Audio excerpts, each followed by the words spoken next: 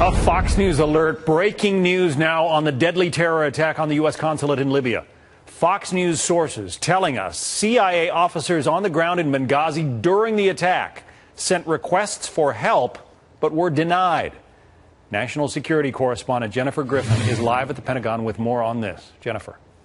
Hi, John. Well, sources who were on the ground in Benghazi during the attack tell Fox News that, in fact, there were 3 separate requests to aid not only the attack that was occurring at the consulate and to try and help with that attack, but also requests for outside help, outside military to help once there were gunfires and firefights at the CIA annex. Those requests, we're told, came from higher headquarters. They were told to stand down. There were, as you know, Glenn Doherty and Tyrone Woods, the former Navy SEALs, were over at the CIA annex at about 9:40 p.m. when the first shots were heard at the consulate where the ambassador and his team were taking fire.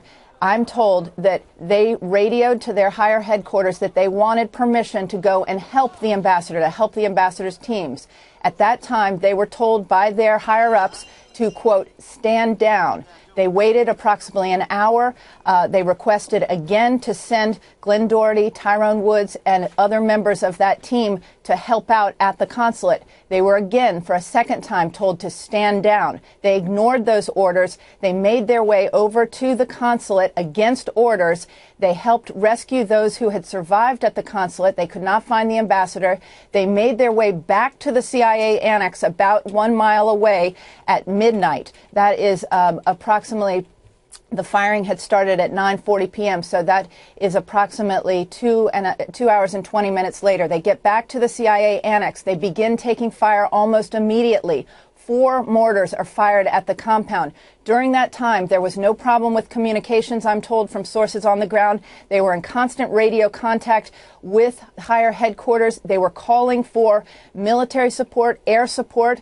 I've also learned from separate sources that there was at least one special operations unit, most likely Delta Force, that was waiting on standby at Sigonella Air Base, about 480 miles from Benghazi. They could have been at Benghazi in approximately 2 hours. They were part of the Commanders in Extremis Force, a SIF, they're called in the special operations community.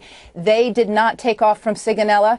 Typically, on the ground, when special operations forces are involved in a firefight like this, they can call in air support from what are known as Spectre gunships. These are commonly used by the special operations communities, and sources in Benghazi who were involved in the attack say that no gunships were sent, no help was sent, even though the fighting at the CIA annex went on for more than 4 hours. We're also told that those at the CIA annex took into custody 3 Libyan attackers and were forced to hand them over to the Libyan February 17th forces that came to help at the annex at approximately 4 in the morning. They handed those 3 Libyans over. It's not clear from U.S. officials what happened to those Libyans and whether those Libyan attackers were, in fact, released in the end by the Libyans. But this is somewhat explosive information that 3 requests were denied from higher headquarters to not only help the ambassador and his team at the consulate, but also to send in outside military help that could have helped in this ongoing firefight that went on for 6 hours and 20 minutes. A final point, John, we have confirmed that there were 2 surveillance drones sent over Benghazi. One of them was sent into position. It was already in position over Libya at the time, over eastern Libya. It was positioned shortly after the firing began. It had to be replaced by a second drone later in the evening. So there was always one drone up above sending real-time video back to computers that could be accessed at any of the agencies here in Washington. Anyone with a clearance at CIA, Pentagon, the White House Situation Room, or at the State Department could be tapping into that real-time video from the drones up above Benghazi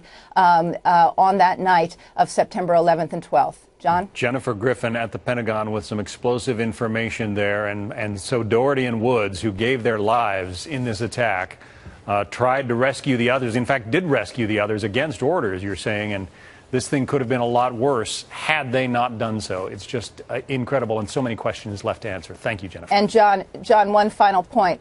Glenn Doherty and Tyrone Woods were killed at 4 a.m. by a mortar shell. That is 6 hours and 20 minutes after the fighting at the consulate began. Yeah. My source also tells me that one of the team was on the roof with a laser pointer with eyes on the mortar attack team, the Libyan mortar, the people who were shelling. That laser could have helped guide in any Spectre gunship or any other form of military help if it had been sent from Sigonella. Or an armed drone even. Jennifer Griffin, again, we'll get back to you later. Thank you so much.